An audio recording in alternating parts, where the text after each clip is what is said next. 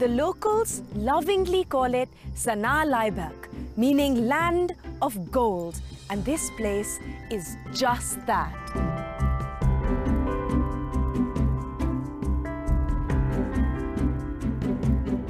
A brave history, a rich culture, and a beautiful people.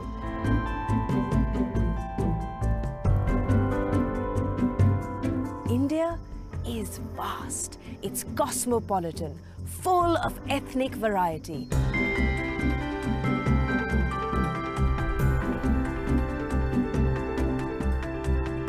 I had no idea what ethnic diversity in India actually meant until I came here, to the least explored, most mysterious, and arguably the most beautiful region of India. Join me as I explore it firsthand. Kuramjari and welcome to Manipur.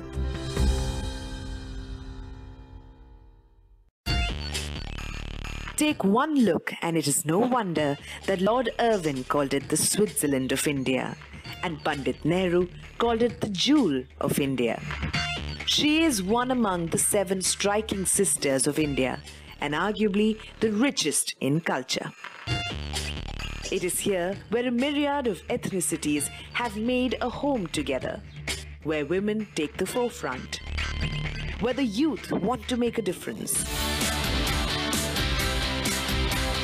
It is the land where heroes are born, where each stone tells a bygone story. And to discover the many stories of Manipur, I decided to start right at its center. Step into the hustle bustle of the capital city of Imphal and your mind takes you in spinning circles on where to start.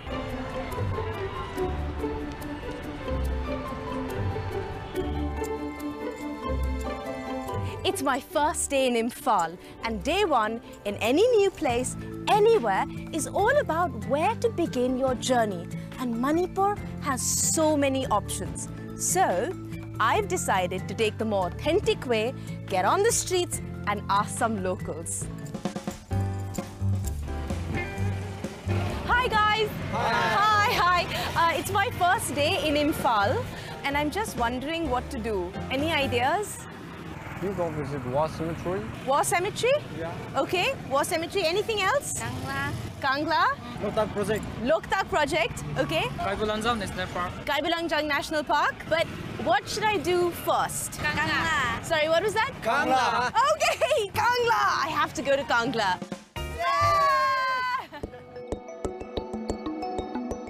Kangla, once the capital of Manipur and the ancient palace of the royals, is located right in the heart of Imphal and is of most importance to the Manipuris for more reasons than one.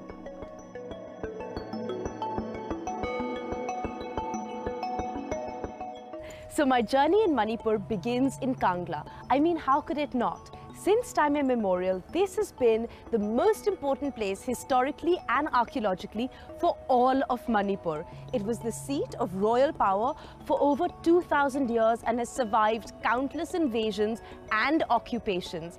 Legend has it that this was the only dry land on earth and life originated from here. Some people believe that it is so sacred that the entire cosmology of the universe is centered here. And there's a really cool way to get around. Woo! You can simply rent a cycle and be on your way. And off we go! The Kangla complex is so large that cycling is always a faster option to see it all. Of course, that is if you can keep other distractions at bay.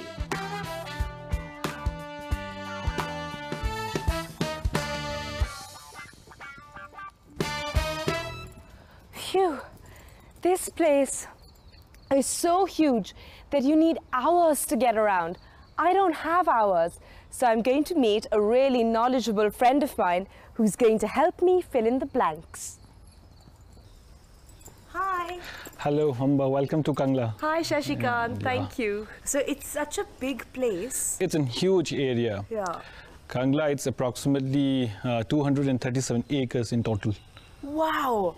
No wonder I got so lost. have to tell me a little bit about Kangla. So it will be quite difficult for me to sum up the entire legacy of 2000 years, but I'll try my best. Say Kangla. To us, Kangla is not just a fort. To every Manipuri, it is the place of cultural importance, it is a place of historical importance, it is a place of religious importance. Culturally, can you tell me how is it important? Yes, Kangla, it has witnessed three important cultural phases. Okay. The first one, ancient Manipuri culture, known to the general popular people as Sanamahism. It started, say, right from the 33 CE, where Pakhangba became the first king of Manipur. Sanamahism is a pre-Vaishnavite belief that lasted between 33 CE all the way up till 1891. Like any other ancient myth, the one of the Meiteis is quite similar to the popular story of Ganesh and Kartik.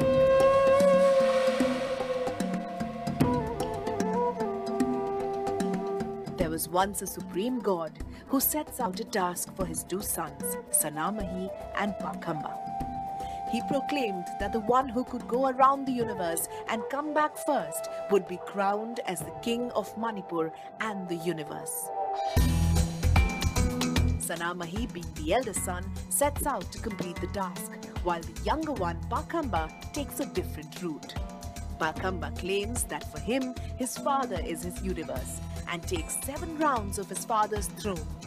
Impressed with Pakhamba's wit, his father thrones him the king of the universe, and that is also how he gets his name. Pa, meaning father, and Khamba, the one who knows his father. Meanwhile, Sanamahi returned much to his dismay. To avoid any differences between the brothers, the father thrones Sanamahi as the god of all households. And till date, every Manipuri house keeps a southwestern corner in ode to him.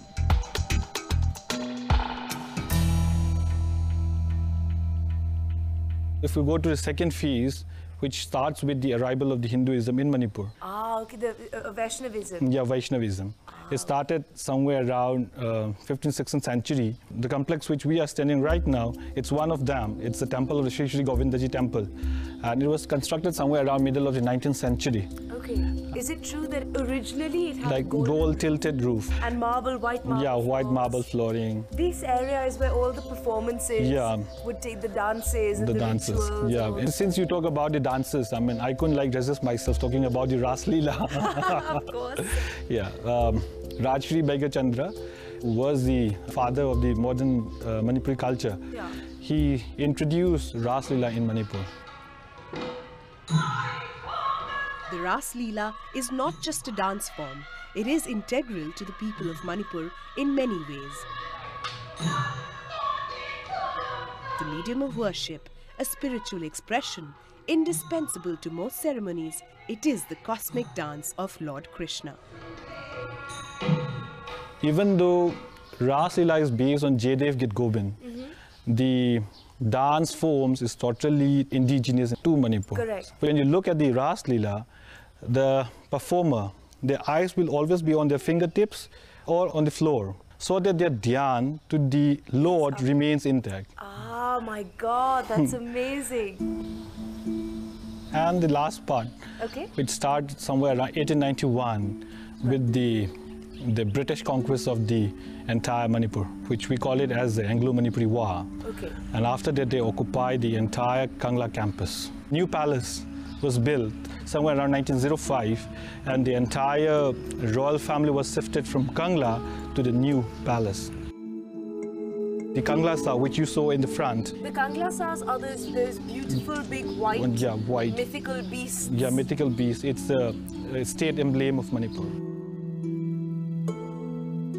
So as a punitive action, Right. yeah, so they destroyed both those. It was only reconstructed in the year 2004. After the British left, then this was the Assam rifle, they occupied it for around another 50 years. So the world's oldest polo ground actually exists inside of Kangla, where only royalty was allowed to play polo. Yes, very true. And they converted that into a helipad? Very true. It is situated right at the back. Right at the back? Right at the back. Must see that. So when you talk of polo, so I can't like resist myself talking about like we the Manipuris are very proud that we gave the world the modern game of polo. You did. This is true. And since we are talking about Assam rifle, the entire Kangla complex was handed over to the Manipuri people on 20th November 2004 in the presence of the Honorable former Prime Minister of India, Dr. Manmohan Singh. That's incredible. So finally Kangla has returned to its original keepers. Yeah, and we are trying to restore it to its original pristine glory. It's so beautiful. Okay, now that my crash course in Manipuri tradition, religion and history is done. Now you should move out and see Imphal and more of a Manipur. Absolutely. It was so lovely. Thank you so much. Yeah, it's a pleasure like meeting. It was a pleasure talking to you. That's great. So any ideas of what I should do?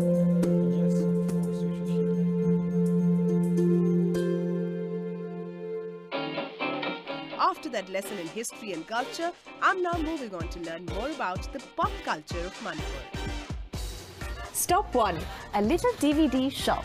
For 2,500 years, Manipur has been India's bridge to Southeast Asia, enabling a migration of people, culture, even religion. But an unexpected consequence, as far as pop culture is concerned, has been that Korea has moved in. From high street fashion, to music, to slang, to film and TV, to be Korean is to be cool. I'm gonna get myself a DVD.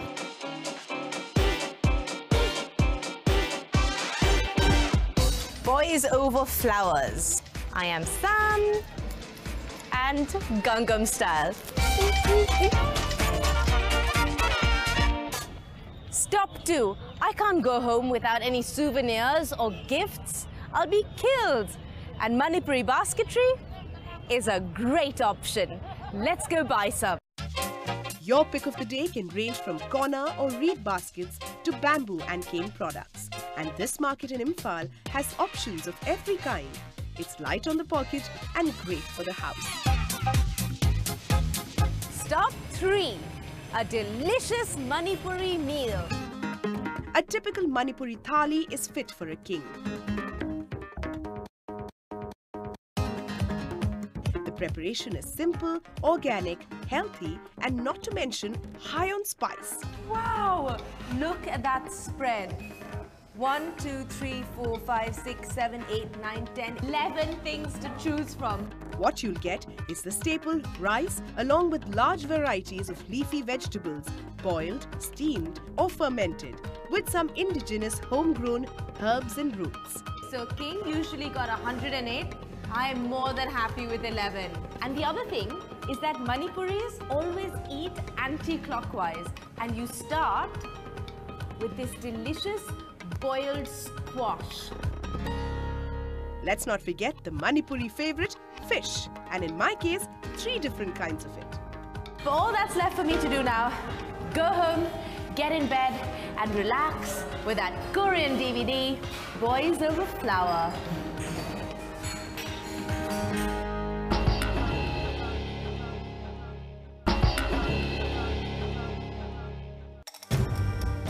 Manipur's history of war is quite deep-rooted and not many books tell its tale. So to find out about the lesser-known Battle of Imphal, I took a little detour.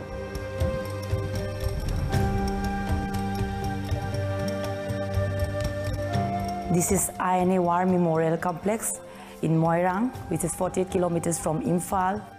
Moirang's Indian National Army War Museum celebrates the town's symbolic role in the Indian independence movement. It was here on 14th April 1944 that the anti-colonial INA led by Netaji Subhash Chandra Bose first unfurled the Azad Hind flag. In this complex we have 3 units, that is the INA War Museum, the INA Netaji Library and the auditorium.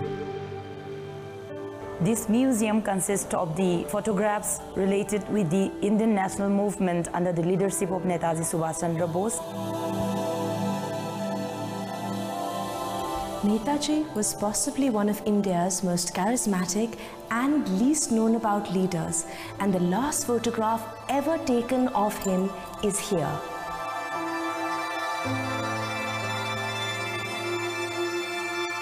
This place was once a battlefield during the Second World War time.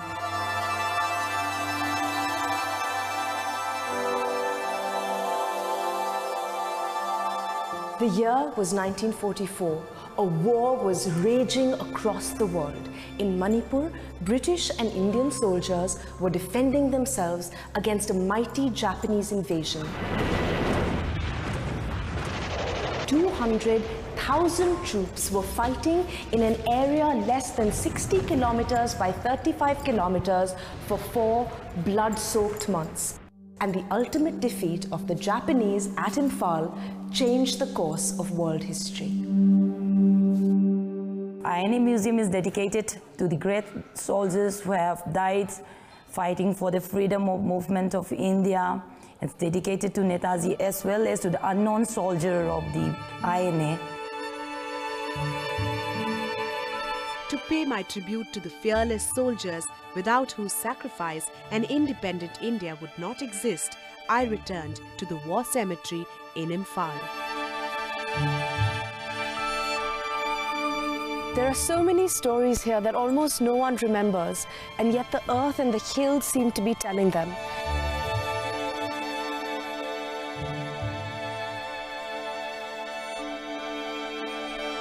The Battle of Imphal was probably some of the most ferocious fighting in World War II, and all that remains in this beautiful region is an underlying poetry.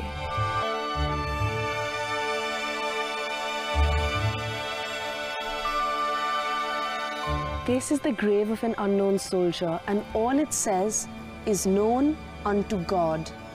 Now that really gives you goosebumps, huh? Faith knows no age. There is the history and there is the present. And I'm about to find people who love to celebrate their faith. In 1981, William Pettigrew, an Anglican Christian born in Edinburgh and educated in London, brought Christianity to Manipur.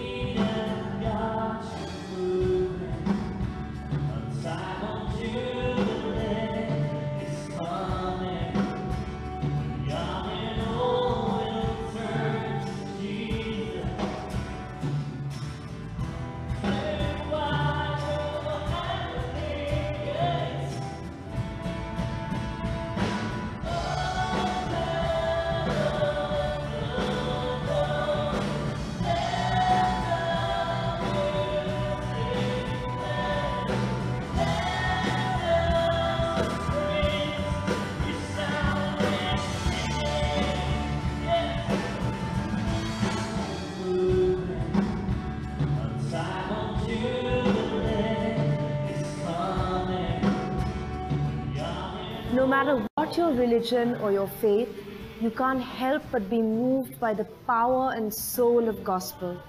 What an experience. God bless you all. God bless you. This is Stephen. Bless you.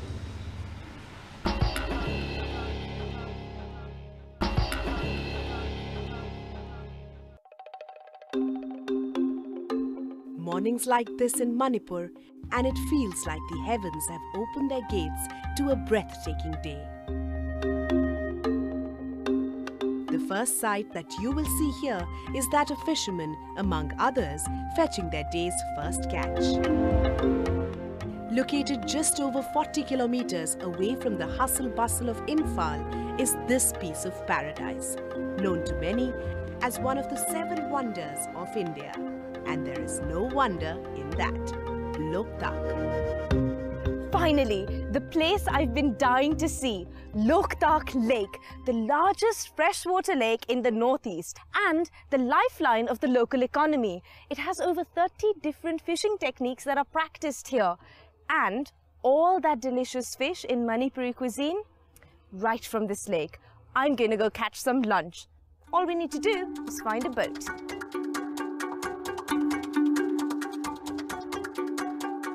And boats there are aplenty, for the fishermen getting to business. But what makes Loktak truly unique are the floating pumdis, or what you call floating landmass. This unique phenomena has safely secured Loktak in the Guinness Book of World Records.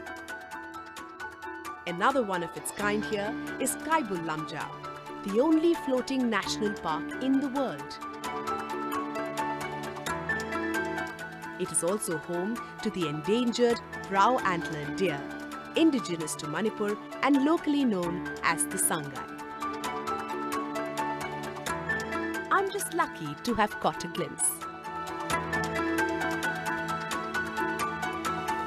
While there are popular tourist boats doing the rounds, I decided to hop onto a traditional fishing boat and set sail.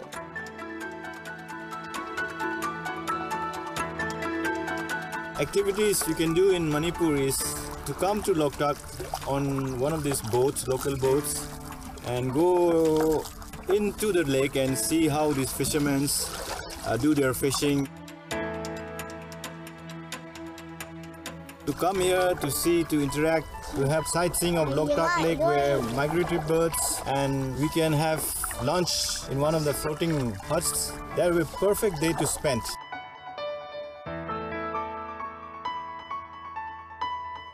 Manipuri fishing techniques are a sight to catch and very different from anything you've seen before.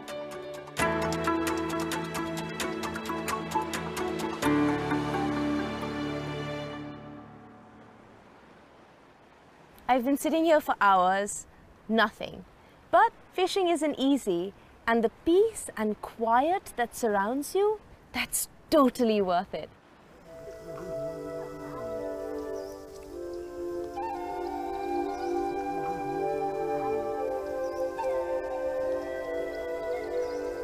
Loktak Lake plays a very important role for Manipur. It is not only a livelihood for its people, but also a source of great economic sustenance. It is where the locals have made a home that they call Phumshongs. It is also a preserved ecosystem. And let's not forget, a great tourist attraction. The Manipuris are truly blessed with a natural treasure.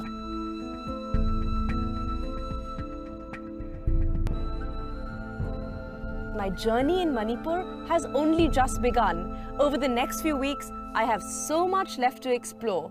So join me next week for more adventures in the jewels land of India.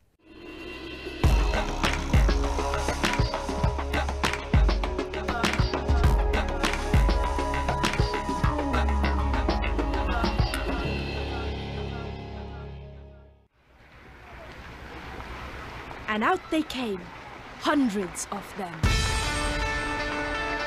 Cheering, applauding, putting on their game face. Just another ordinary morning for the youth of Manipur. Games and sports have always been an integral part of the way of life here. And at every nook and corner, you'll find something being practiced. And these games are no longer borrowed pastimes, but a way for young Manipuris to redefine themselves, to reclaim joy and a brighter future in difficult times.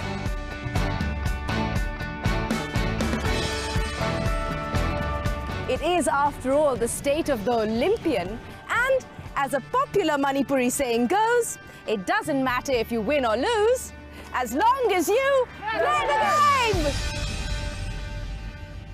Playing, for these Manipuri kids, is anything but fun and games.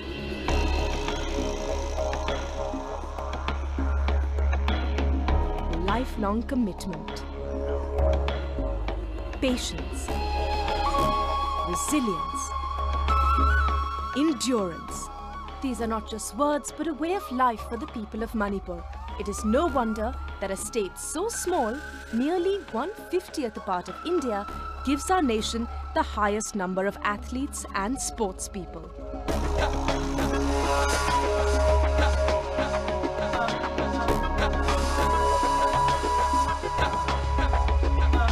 The Manipur Manipuris are way ahead of their game.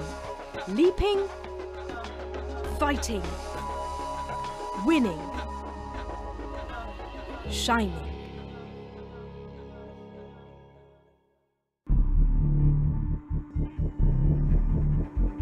It is this winning attitude out of which heroes are born.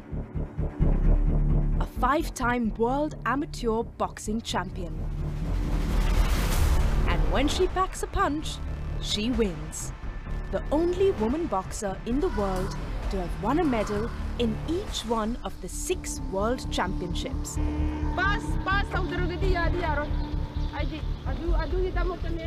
Magnificent Mary's accolades are endless, but during her rise to international stardom, she never forgets to acknowledge her humble beginnings. I'm also born and brought up in the poor family. I'm given first priority to the poor people, whoever have the talent.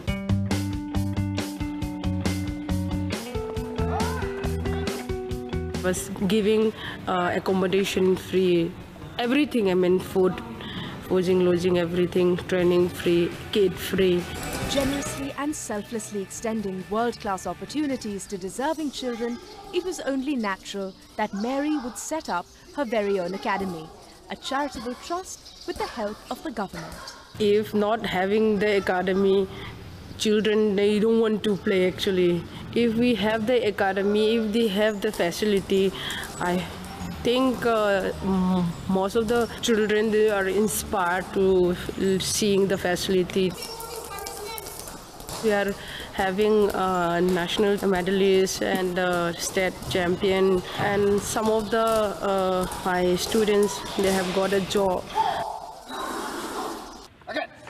But for Mary, there is no substitute for hard work. In the camp, I train 2 sessions, morning, evening. Morning almost 1.5 hours, and evening 2 hours. Here in Manipur, yes, living with the family actually a bit difficult for me. Morning, wake up, and children are going to school, so it was a bit difficult just doing my physical fitness maintain for half an hour, 40 minutes. I have to maintain my physical fitness. I don't want to miss 1 session, 2 sessions. At least I did my workout at least in morning or evening every day. So not like in the camp 1.5 or 2 hours. So I'm happy giving this initiative, give tips to the people, especially for the women.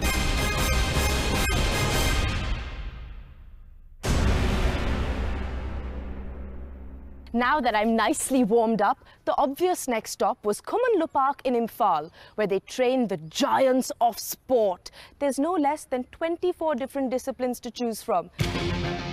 That's right, you heard me. 24 options to build and test your strength.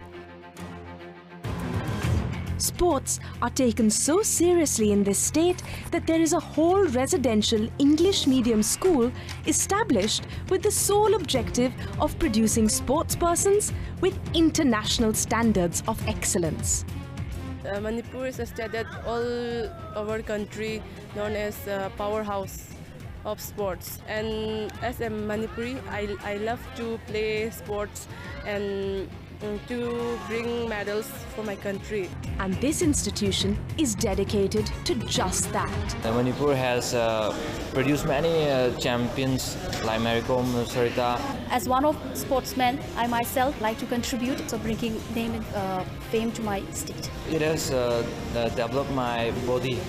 I've become more skillful and stronger, faster. I've become more disciplined now.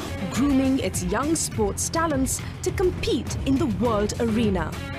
To all the youths, I would like to say to them to give up drugs, alcohol and other things that are injurious to our health and focus more on their bodies to become healthy. Just go forward, just pursue your dream and don't look back.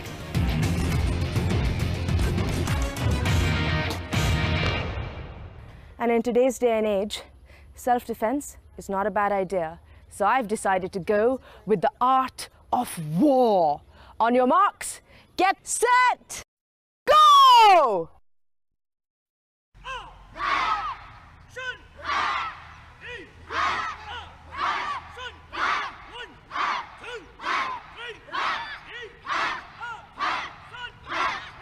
The art of war, or wushu, is both a spectacular performance and a full contact sport derived from traditional Chinese martial arts.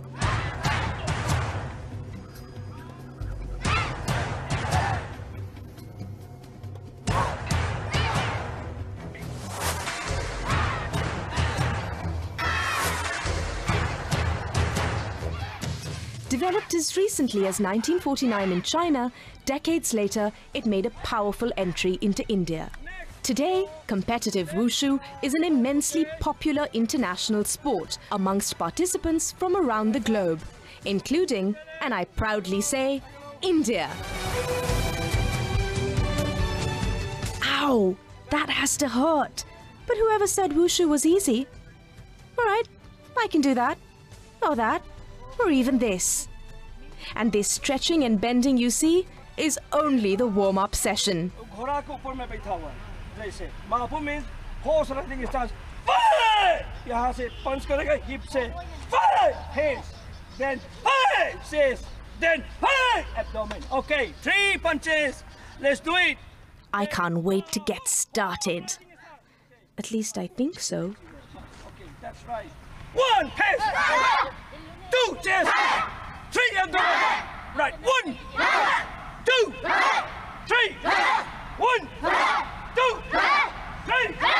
1, 2. Hey! Okay, very good. Very good. Okay. And now, ladies and gentlemen, a glimpse into what wushu really is all about.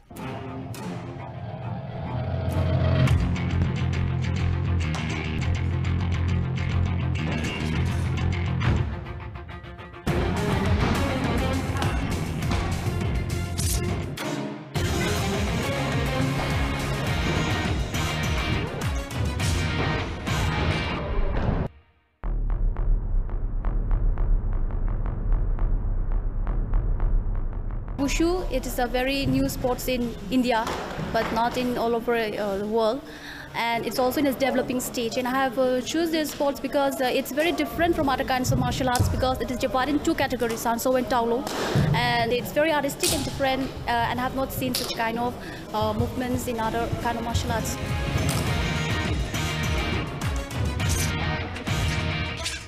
Pretty much mastered wushu. Up next, time for Taekwondo!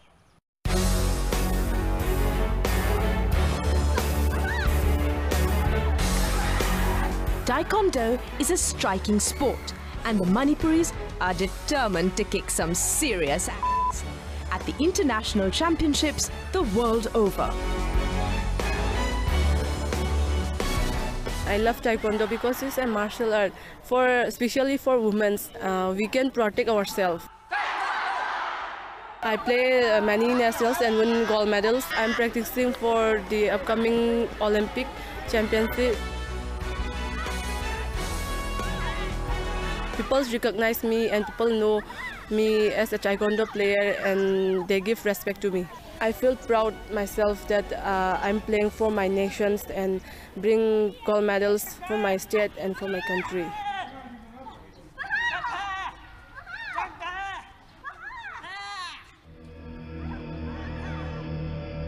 There is no room for those with no discipline. This is a life choice, to put your country ahead of yourself. After I pick up a few basics, of course.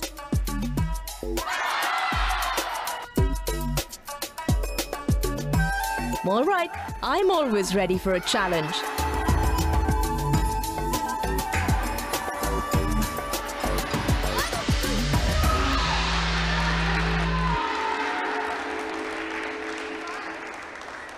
And that is how you Taekwondo.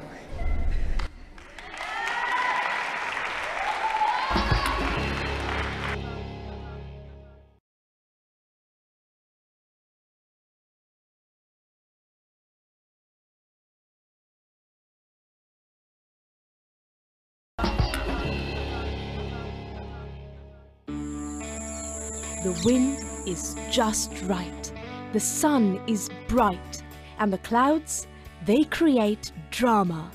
Another perfect day in Manipur. And I'm going to take full advantage of that in the Lamdan Kuki village, about 70 kilometers from the capital Imphal. Aren't there some days you wake up just itching for an adventure? Today is definitely one of those days. And here's a little known fact. Manipur actually has some of the best trekking and hiking trails in the country. What are we waiting for? Onward!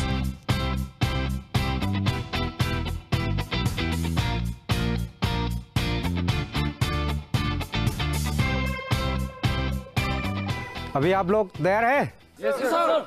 Bridge, सावधान.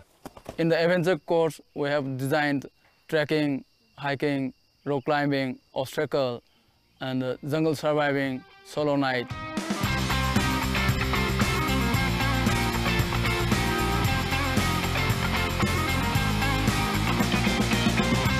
We are training two boys and girls to scan the Mount Everest.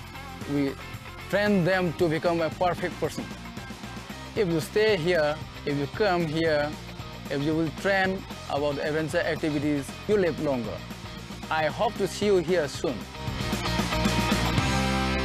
I decided to join these lovely fellows from the Manipuri Mountaineering Institute of Lamdan.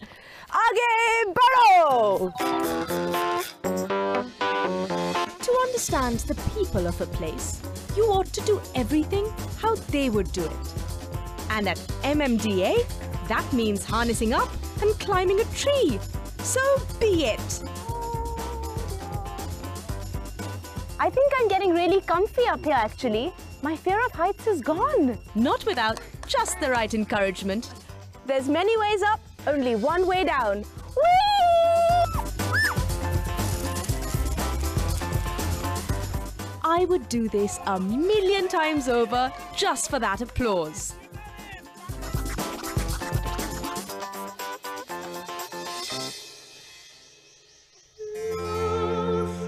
But there was something else that I was just dying to do. I mean, who doesn't have a secret life they wish they could have lived out? And for me, it was always to be an aerial ballerina. Thank God all those years at drama school finally paid off, huh?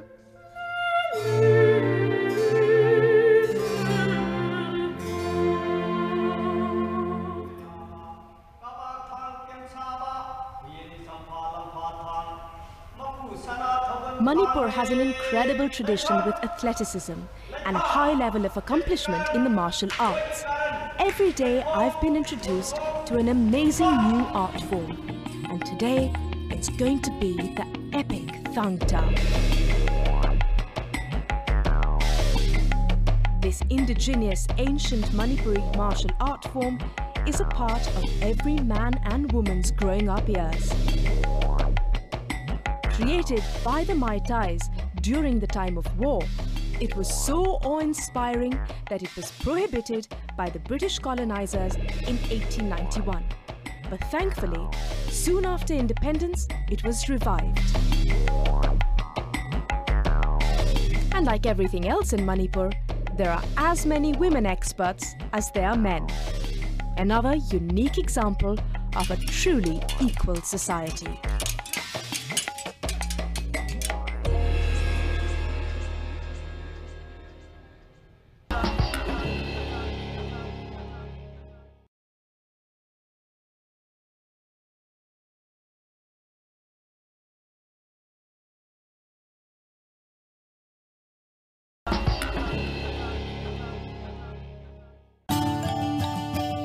My love affair with these four-legged beauties started when I was all of 3. And I'm not afraid to admit that my affinity for horses is probably greater than that for my fellow humans. So how would I not indulge in a sport that Manipur has given to the world? While cricket is still the most popular game in India, the king of games, or the game of kings, was invented here.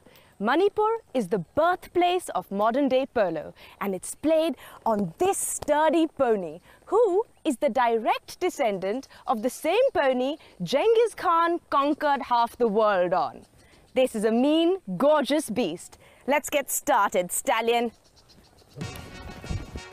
He is the colour of nutmeg and the heat of ginger. He is pure air and fire. That's what Shakespeare had to say about horses. And although I'm terribly out of practice, you can imagine my pride when I got to meet the main man of polo himself, the captain of the Manipuri state team, S. Bimal. They say 90% of polo is played by the pony. Now, I can well believe that. He's amazing! These are the descendants of the great Mongolian wild horse and a distant cousin of the Tibetan pony. The Manipuri pony is one of the distinct breeds of ponies in India. You know, horses run straight, but Manipuri ponies can turn around at any moment. You will find it in the heart of rituals. You'll find it in the heart of festivals. You'll find that the pony is the king's steed and all that. It's endless. And the first place to have a women's polo team was without doubt Manipur. The game of polo, which we Manipuris called Sagul Kangse, it was played in an organized manner, in a structured manner throughout history. And during the colonial days, the British saw it and they took it to India and the rest of the world. Polo is a beautiful game. It's a game of the kings. If you want to taste the original nuances, you know, the original feel of the animal, of the game, come to Manipur and watch it in its original form. You'll enjoy the game.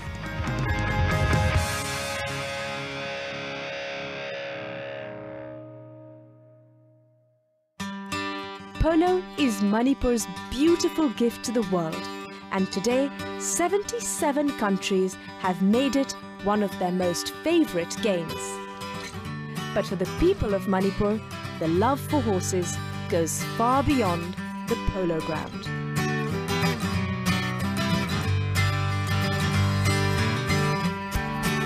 This sacred mount to the god Marjing is revered by all locals. Where are we going? Well, this is a shrine to Marjing. And Marjing is the god of polo. Also happens to be one of the big gods of Manipur. I see. Being a guardian deity of the valley. But he reportedly played in the first polo match, according to the royal chronicles here. He played himself? He played himself. And one of the things he does, he creates this mythological beast called Samadon Ayangba. Basically a winged pony. A Pegasus. Like a Pegasus. And the story goes that he rips apart his belly, pulls out his intestines, and uses that as a lasso and captures Samadon Ayangba, ties him up, cuts off his wings, and Samadon Ayangba falls to the earth with his wings cut off and becomes a Manipuri pony. Oh my God, that's an amazing story. So that is why when we go up there, you'll see Marjing, and I'll take you to a very little known shrine of Samadon Ayangba, the winged pony as well.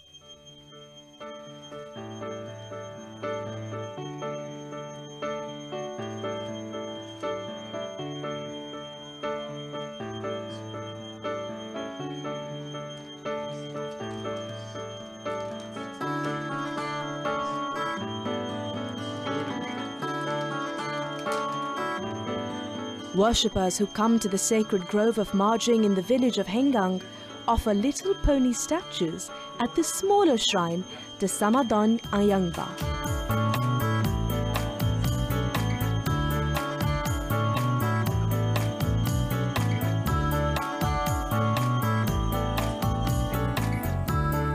This is so special. I know. I don't think I've seen this anywhere else in the world.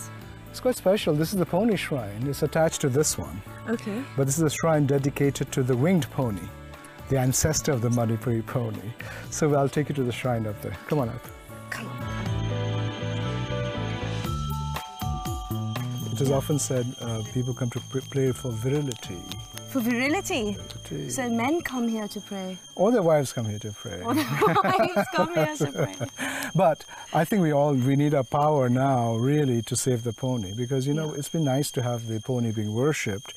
but we're down to 500 or less. No pony, no polo. So now we have had the area around here declared a natural preserve for the pony. Congratulations. Thank you very much. Amazing.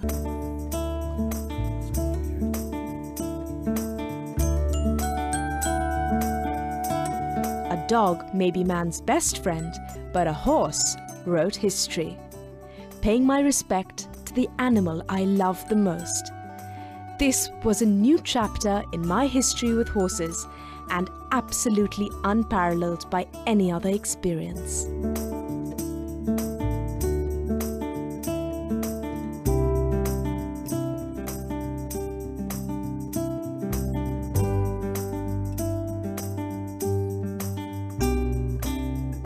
I don't think anything represents Manipur better than its pony.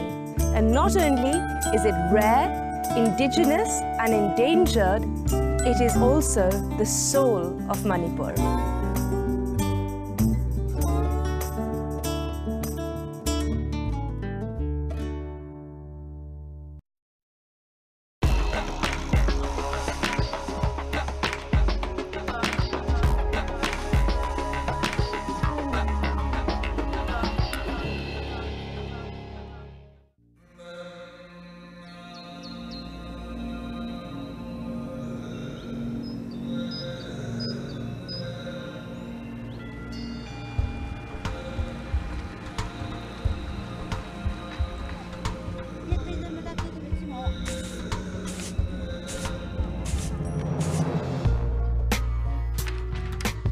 Women are the backbone of any society.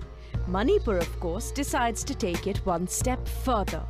From being the cause of every major socio-political change, to preserving culture and tradition, to reversing stereotypical gender roles.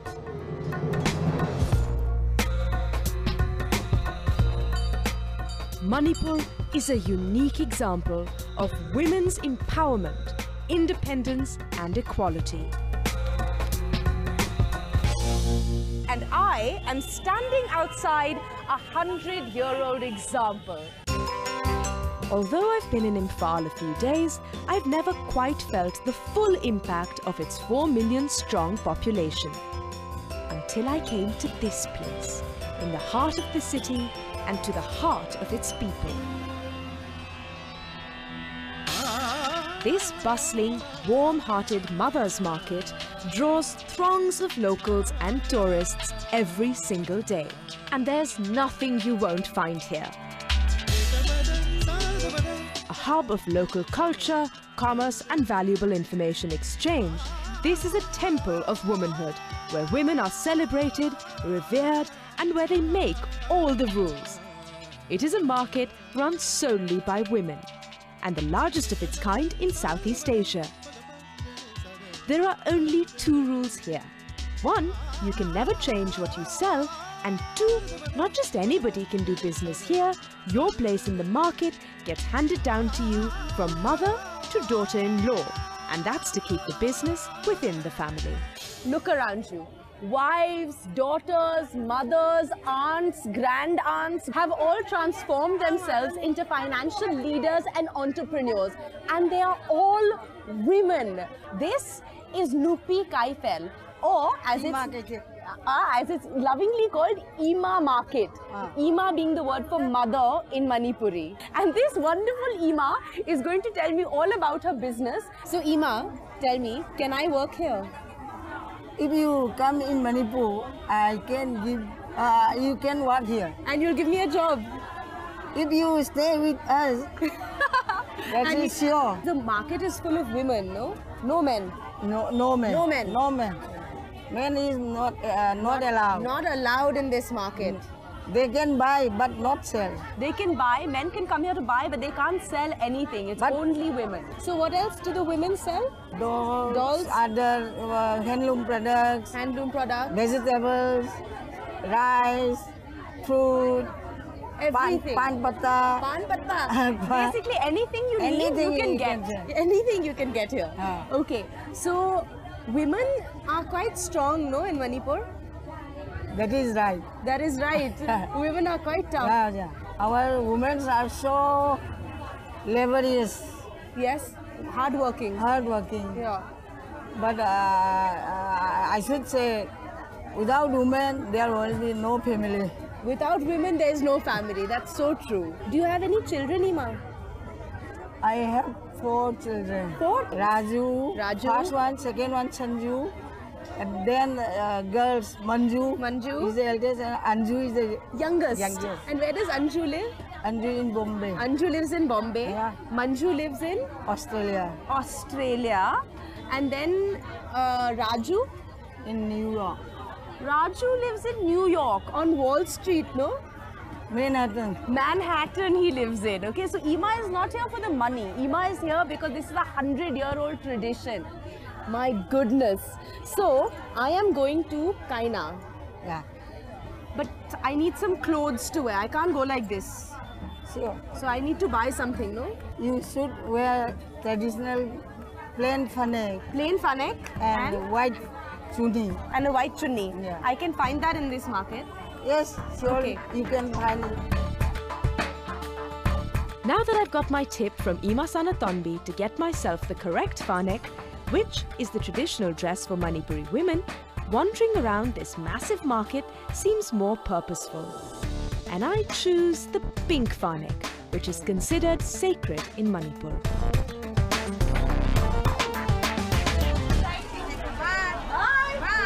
Finally, that took a while, but I've got my fanek. All I need to do now is get it stitched and be off to Kaina. Days start early for the women of Manipur. Wrapped in sarong-like faneks and scarf-like inafis, Imphaal's mothers get ready for another day of business. Meanwhile, I have my own business planned out and a whole day ahead of me.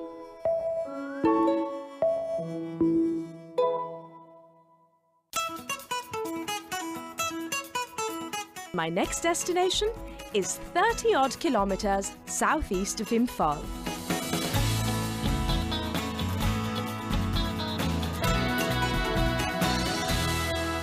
Okay, so I'm finally here in Kaina and I'm so excited to be here because this is where Vaishnavism began in Manipur from. And legend has it that Sri Govindaji appeared to Maharaja Bhagyachandra in a dream and told him that he would find him in the form of a jackfruit tree in this exact spot. And as with everywhere in Manipur, women are the principal devotees. Today also happens to be a very special day and you'll find out why. The fragrance of incense, the symphony of temple bells, the cool, elegant streaks of sandal, and the mood is set to perfection. And I join the queue to pay my respects.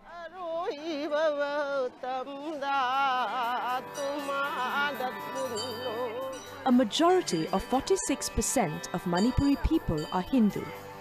Hinduism became a dominant force in the 18th century when the king declared Vaishnavism as the official state religion, laying the foundation for the worship of Lord Krishna. And the worship is not just limited to the temple, but it reflects in the various different art forms, the most popular of which is the Ras Leela.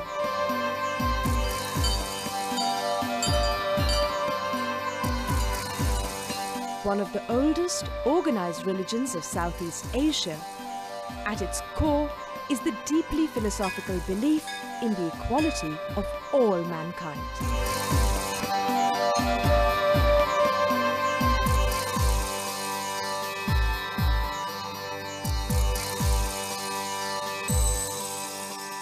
Remember I told you it was a special day?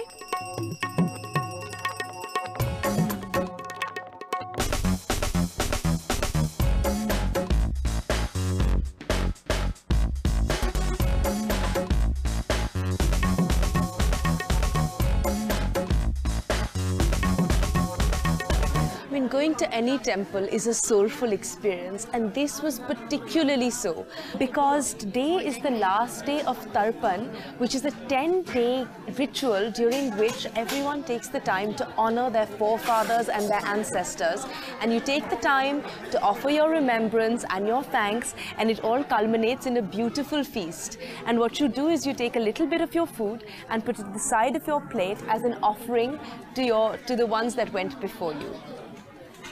Bon appetit!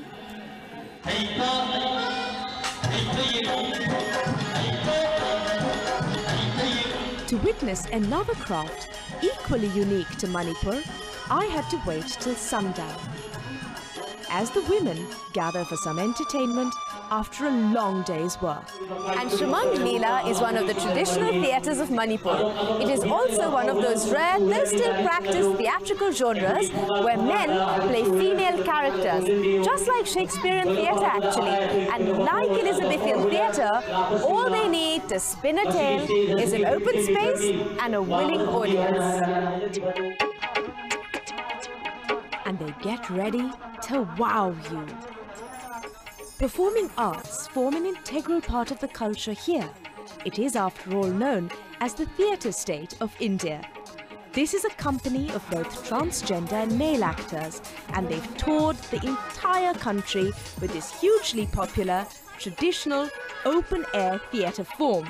And believe me, with 15 to 20 performances in 2 months, going up to as many 5 shows in a day, they are busy, busy, busy. And I was lucky enough to have got some backstage one-on-one time with them. Being an actor myself, I was in heaven.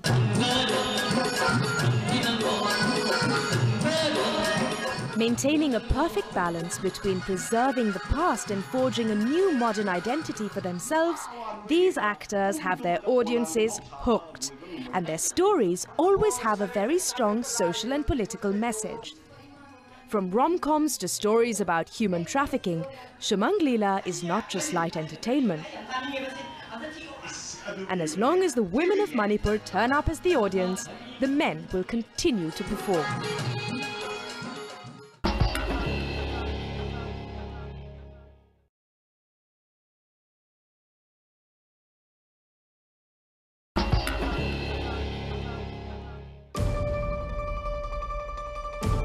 Having heard so much about the tribes of Manipur, the obvious next step was to go and meet one, and Andro, enchanting and tranquil, seemed perfect. A mere 21 kilometers from Imphal, it was the home to fierce tribes who were as skilled at hunting as they were at defending their home. It is also the home to indigenous hand-sculpted clay pottery, made in the traditional way without a wheel or a kiln. And that's why for me, Andro is a must-see. So I decided to make my way there through the sleepy little village of Kongpa. Mornings should be about sleeping in and stretching and lazily starting your day. But not when you're in Manipur. Days begin early here, and if I want to keep up, I have to move with the pace of the place I'm in.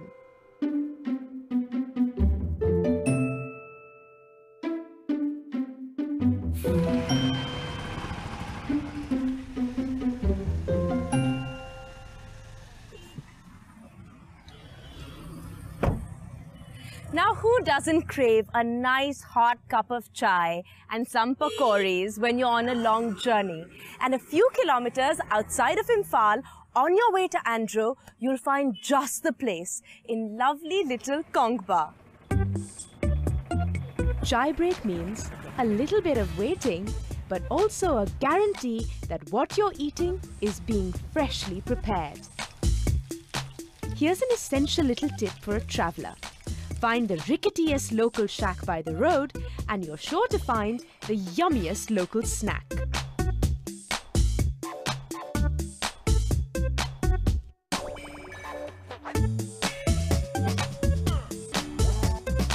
Hagatsari. Okay, so now I've got the perfect Manipuri snack.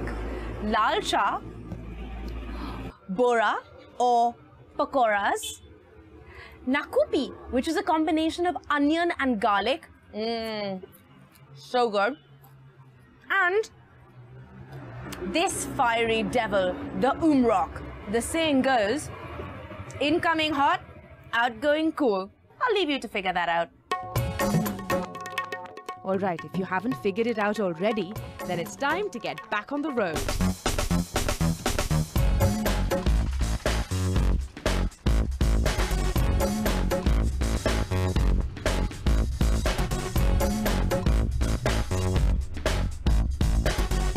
The winding roads of South Manipur lead me to my next destination, Andhra, a small town in the district of Imphal East.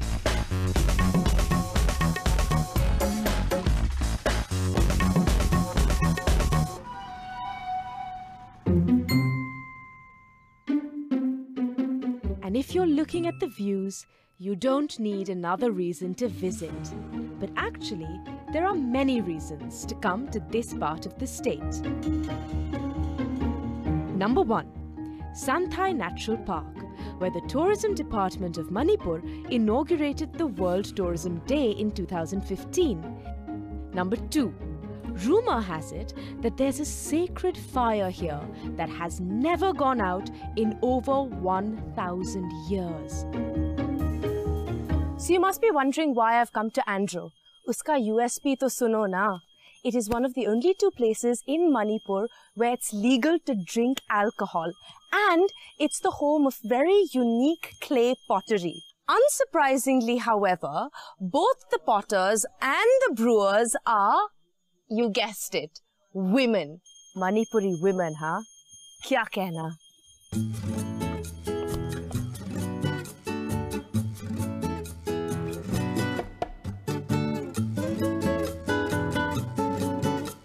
What's everyday life of an ancient culture without some folklore? Legend has it that there was once a woman who was beheaded for reasons that aren't clear, and her head was hung on a tree. The next day, the tree was found blossoming with these orchids. Oh, magical, mysterious Manipur.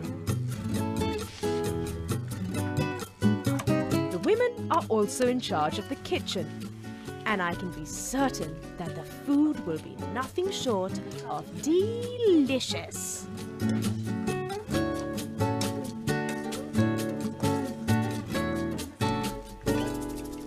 Hi. Kurumjari. Kurumjari. Ningsan jiro. Koi da lak padi karisani. Sak hisi. How mathet. Ningsan lo. Kamsi.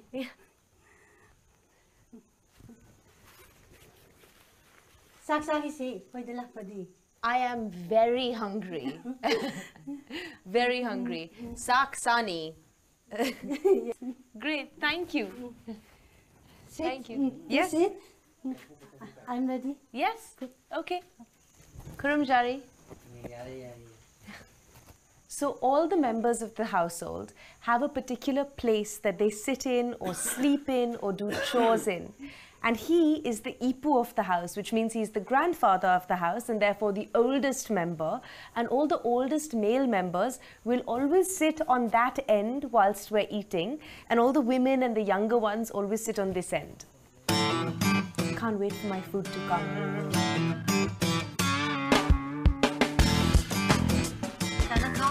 Thank you. Delicious. So Ima, what is this? Pork curry. Pork fry. Pork fry. And this?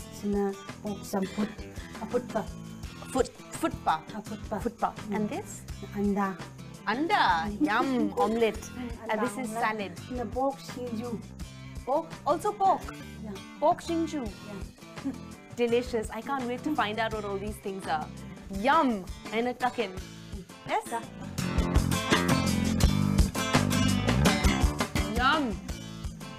Oh, so tasty.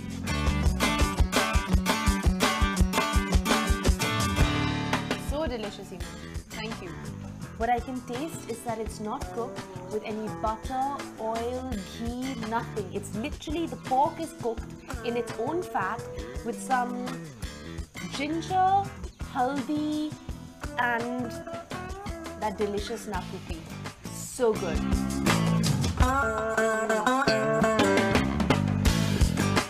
Wow, what is this? Rice wine?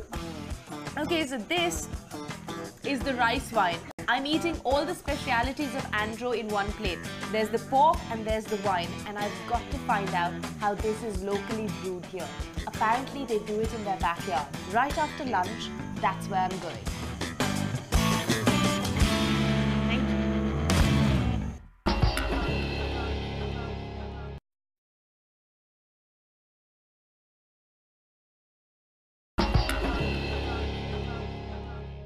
Like the people and their food, everything about Manipur is seeped in tradition, as is the brewing of rice wine or beer, and is done, of course, by its women. So this is actually the principal source of income for all of the families in Andhra. And this is a tradition that has been passed down through many generations, from the elder women of the house to the younger women of the house, because it's only the women that make it, as we know. Ah, thank you. Oh, yum. What is this? Atingba. Atingba. Atingba. Is that rice beer? Rice beer?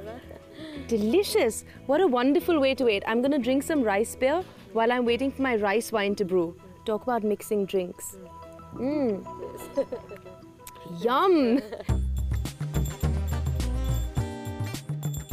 So what I've understood, I think, is that the wine is brewing in the main pot, which is on the fire. Then there's a sieve in the middle and a pot of cool water on top. And as it sort of bubbles up, it kind of distills through this lovely pipe into this delicious pot here. Another interesting fact is that the people of Andhra are one of the oldest communities, one of the oldest Maitai communities of Manipur. And that's the reason when the whole state converted to Vaishnavism and it became the official state religion, these people didn't convert to Hinduism, which is why rice wine and beer is so popular here. And all of you that come to Manipur, do not forget to come to Andhra. Chin chin! After a high-spirited afternoon in Andhra, I decided to travel a little further to be inspired even more by the highs that these women of Manipur have reached.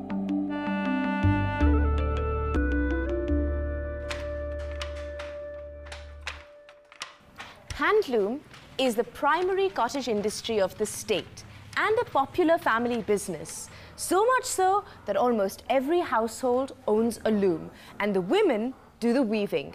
And also traditionally, both the commissioning and retail, which not only gives them a control over the cottage industry, but also have a huge confidence because of the financial independence it gives them. Weaving dreams while spinning yarn. Now that's got to be a woman's touch. Chatter, laughter, gossip. These hand-weaving centres form a big part of the socio-cultural tradition of the people of Manipur. And like Ima Market, it is here where ideas and information are exchanged. And this is what helps keep the women aware and empowered. And as with every great tradition, this gorgeous craft has its very own fascinating origin story. So Pramila has just told me a really interesting origin story. Apparently Pathoibi, a goddess, once saw a spider weaving a really intricate fine web, and that's where she got the idea of handloom weaving from, and that's where it all began. Such a cool story.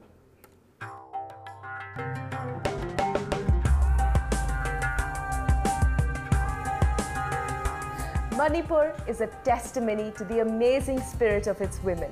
And in this region, despite hardship and turmoil, it is their abiding grace that prevails.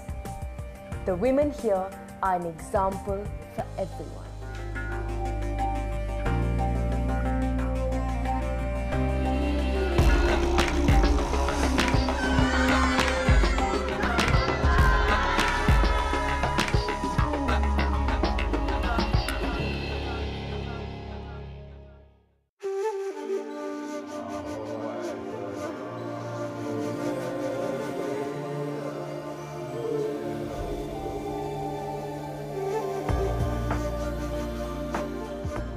sun kisses this part of our land first when it rises over India.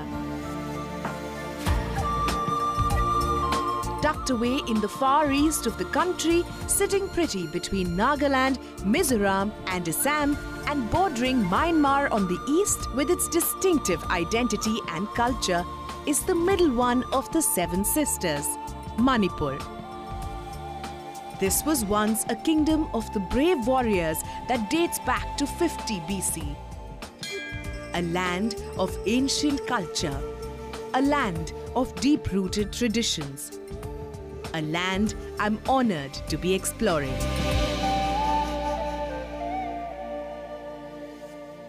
Someone said the world is a book, and if you don't travel, you're only reading one page. And if journeys are made up of the people you meet along the way, surely there can be nothing better than meeting as many different communities and people as possible. And in Manipur, at literally every turn, there's a unique community with its own history and story. And that is what I'm going to do in this episode. Take as many turns as possible.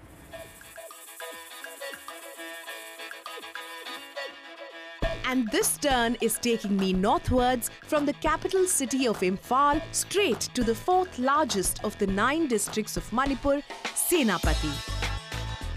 Never-ending bending roads, waving happy children, low-lying heavy clouds, and a surprise at every corner.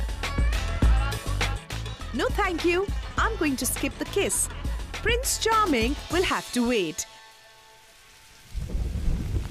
Mild showers, however, aren't a surprise in the subtropical climate of the state.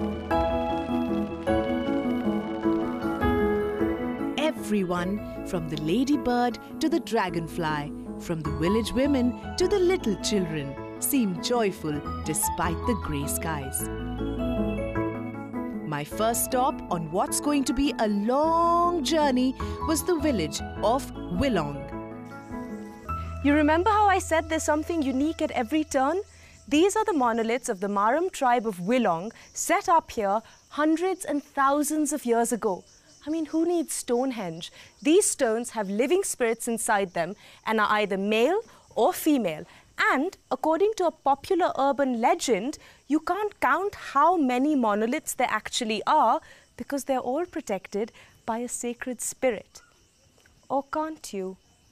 1, 2, 3, 4. 1, 2, 3, 4. You actually can't. They're so confusing. The sacred spirit protecting these stone erections that stand up 20 feet high, kissing the sky. Faith is a way of life for the Naga tribes in the north of Manipur. Every stone has a name. At night, you can hear them call out to each other, and no man dares to come here after sundown. The Katak stone site, erected by their strong forefathers, gave me a glimpse into its historical proof. So this is to mark the height of the tallest man of the tribe. That is where his navel reached. And that...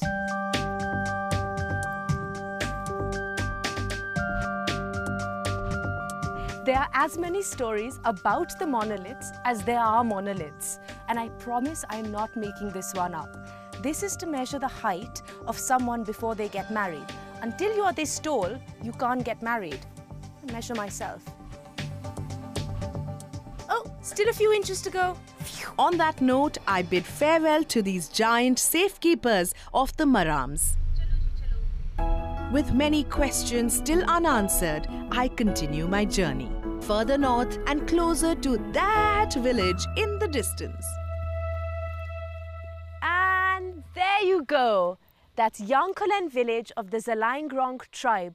Would you look at the incline it's built on? It's literally vertical.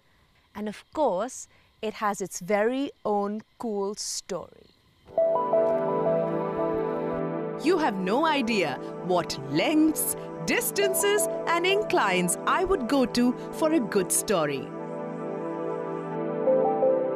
Yankulan is home to approximately 600 families, which include over 4,000 people, most of them tribals. And what is their story? ये गांव बना हुआ बहुत साल हो रहा है अभी हम भी गिनती करना नहीं सकता है ये जेलेंगरोंग है ट्राइब जो है Jelangrong, we have three brothers. The first one is the Rongmai, second one is Liangmai, and we belongs to Jemai communities. Let me break it up for you. Ze comes from Zeme, or dwellers of the warmer region. Liangmai is men of the north. Rongmai, people settled in the south. There you have it, Ze, Liang, Rong.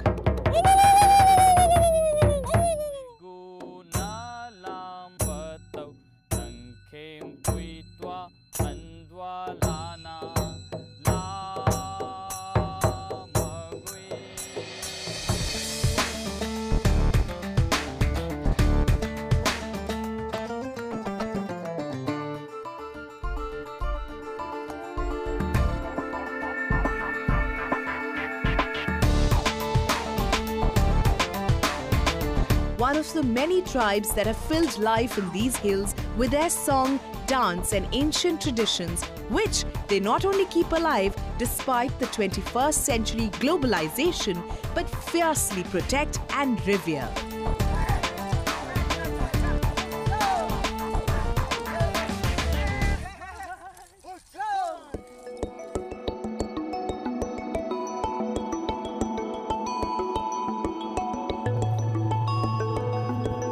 This is the end of the road to Yankulan, but we're not there yet. The rest of the journey is a steep walk up.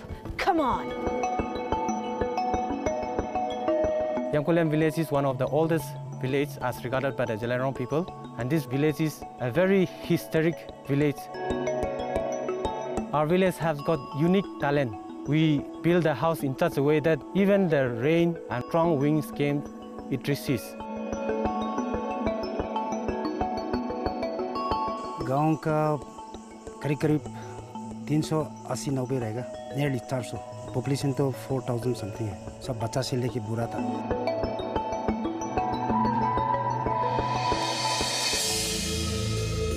ये गांव फादा कहते हैं गांव का लड़ाई कर रहा पड़ा इसलिए हम लोग अपना डिफेंस के लिए ऐसे गांव बना के रखा है During those days, our forefathers, they were headhunters.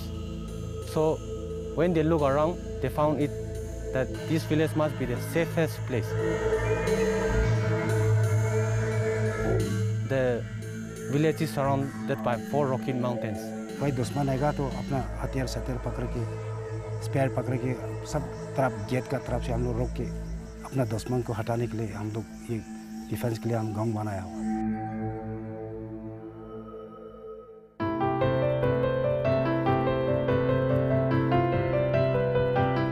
While the enemies were kept at bay by these gates, friends like me are always welcome, especially if you have traveled a long distance. I never thought I'd say this, but that drive was totally worth it. Believe me, 8 hours on the road and a few flights of stairs feels like nothing when it leads to this.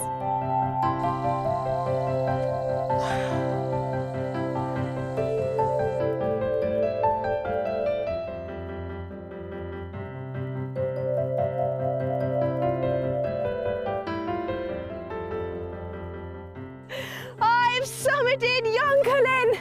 I'm standing at the top of the mountain and the view is mind-blowing. I'll take only a moment to breathe. This village without electricity will soon get dark. And before I lose light, I better be on my way. Well, that experience was unforgettable and unmissable. You have to come here. And now it's time for me to make another turn.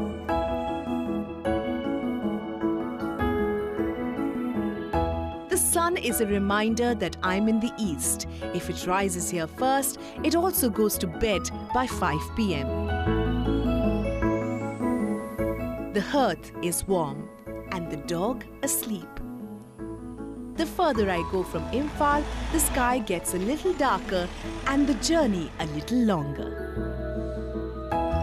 But it's the temptation of a warm kitchen fire that keeps me going closer to my night's halt. Purul, at last.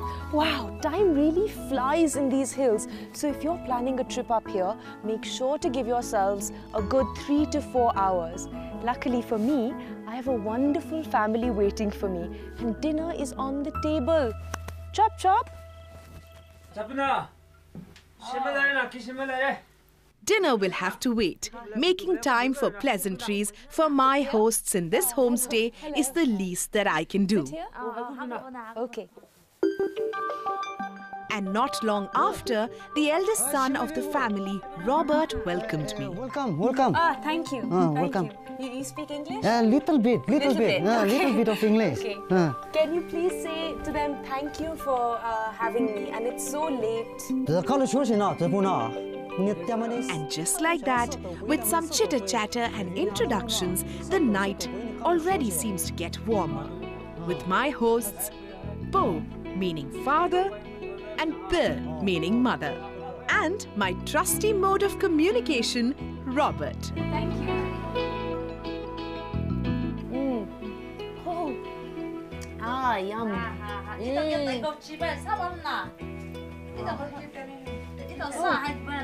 You must be feeling very cold. I am. So that they are offering you the clothes. Lovely. Yeah. Thank you. Oh. We usually offer this shawl to the guests, only to the guests. Only for guests? For the guests, only for the guests. Very warm. It is traditionally made and it is waved by my mom. Wow. And is there reason Pei's shawl is black and his shawl is white? Female dress, female ones are mostly with different colors. Acha. Whereas male, one color. See, like my dad. One color. One color. You one color. One color.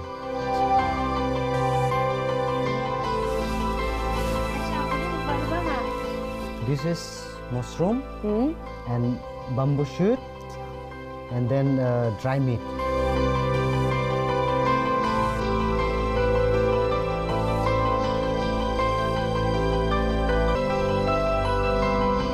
So I've heard that Purul is one of the prettiest little villages in Manipur. So after dinner, I'm going straight to bed so I can be up bright and early because I'm going to work in a paddy field with Po. How exciting is that? And do lots of other things, right? Yes. Very busy. Yes. Great. So I'm going to finish dinner, straight to bed.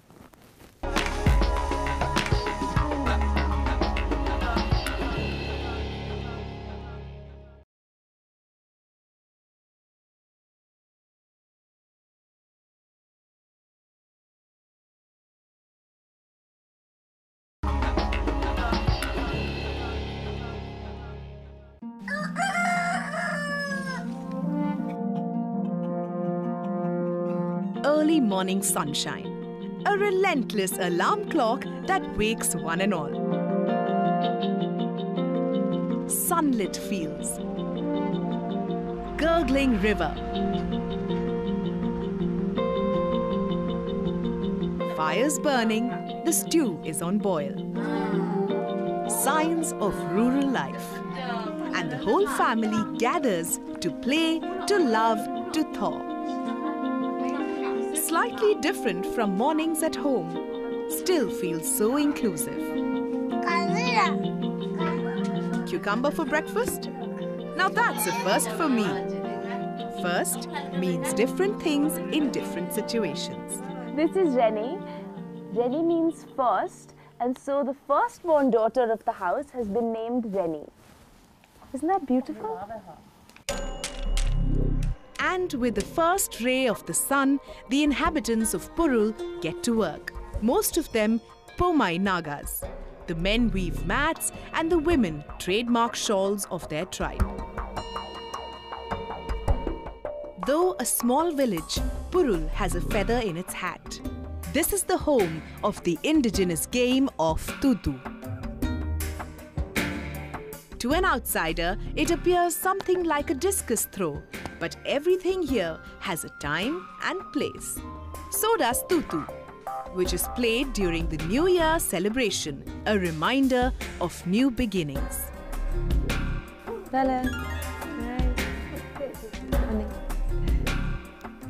Early morning village life. God, I wish I could wake up like this every day. So much going on, and yet it's so peaceful, soulful, and magical.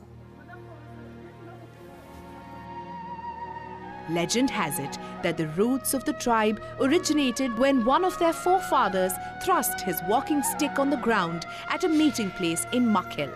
And it is believed that this stick took root and sprouted into a large wild pear tree, locally called Kyataubi. A standing example of that are these wooden homes. Buffalo heads carved out with bare hands and basic tools.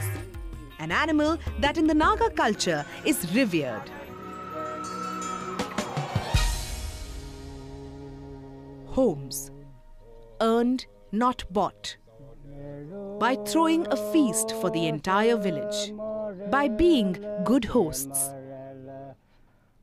And today is an attempt for me to return the favor of my generous hosts.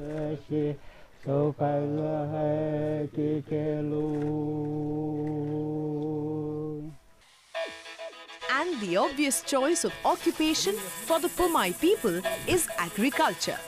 Today, I've set out to experience just that.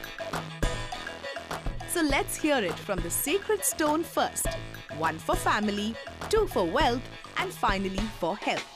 Whichever pebble lands by the sacred stone, I'll be blessed with that. Done like a pro, and off I go. It is not just culture that they have preserved. It is nature as much. With 66% of forest cover, 20% of Senapati's land is used for cultivation. Rice, maize, potato, cabbage and cereals being the major produce. And the hill people travel far and wide on foot every single day to tend to their lands and till their soil. Wow, these people work really hard. I'm only halfway there and I've been walking forever. It's harvest season. The land is golden. The grains ready to be separated from their ears. And the women are hard at work. Wow, I'm finally here. And this sweet pearl has been waiting a very long time. The Pumai are known for their bravery, their hospitality and their strength. And now I've seen an example of each one. Let's get started. I don't understand their language, but then hard work speaks no language. Getting the hang of this. And with my basket half full, I'm on my way following the leader of the team. Oh wait, what are these men doing? The paddy fields double up as fisheries, and by trapping the fish within a cane basket, the menfolk can catch them with their bare hands. The fishing and farming techniques are labor-intensive, but assure short success for generations. I think you're going to have to leave me to this. This might take a while.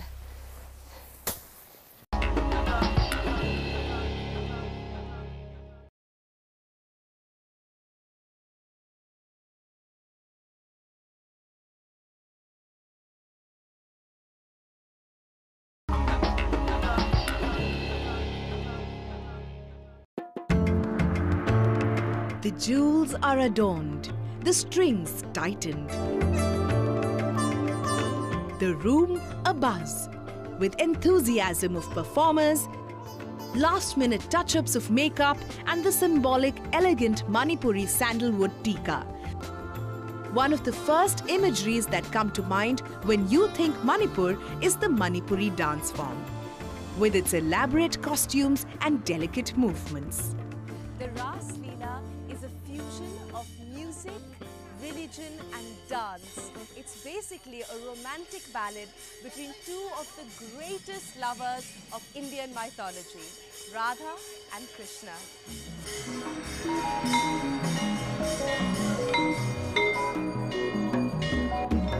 devotion, in praise of the Lord. A common aspect in many classical Indian dance forms. Ras Leela is one of the 12 classical Indian dance forms along with Bharatanatyam, Kathak, Mohiniyattam, Kuchipudi, Chau to name a few. While most of the Indian classical dances are stories of good over evil, the Ras Leela is about love.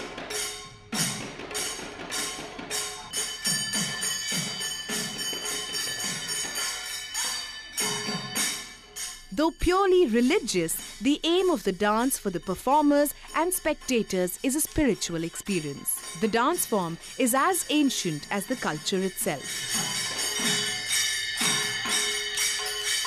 The introduction of cymbals and drums into Manipuri dance is credited to King Kyoi Tompak with a copper plate inscription that dates back to the 2nd century.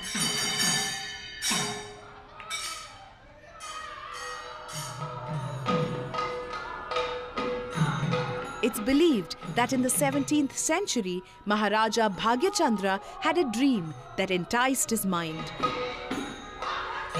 And it was in this dream that he saw the costume and jewelry that was patronized by the royal family and eventually donned in Ras Leela.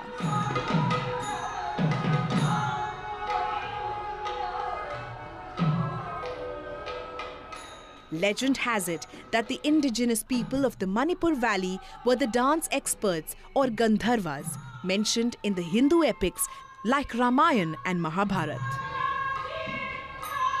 This dance form is not just a medium of worship and enjoyment, but a door to the divine and indispensable for all socio-cultural ceremonies in present-day Manipur.